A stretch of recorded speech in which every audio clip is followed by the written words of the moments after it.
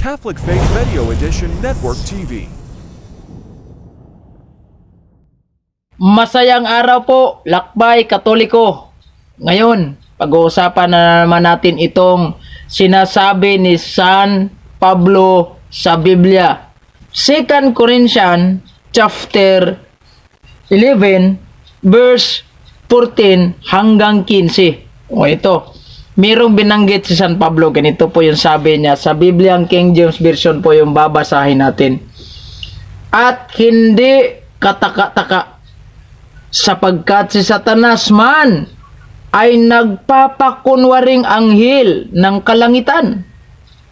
15. Hindi malaking bagay nga na ang kanyang mga ministro naman ay magpakunwari na waring ministro ng katuwiran, na ang kanilang wagas ay masasang-ayon sa kanilang mga gawa.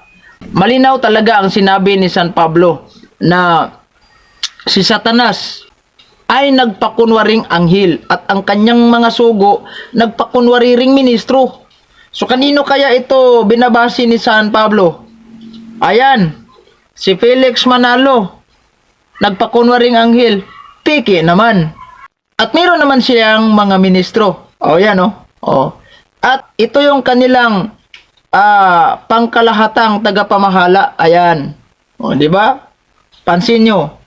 Itumpak sa Biblia. Kaya mag-ingat po tayo sa Iglesia ni Manalo na tatag lamang ni Tatang Manalo noong 1914. God bless!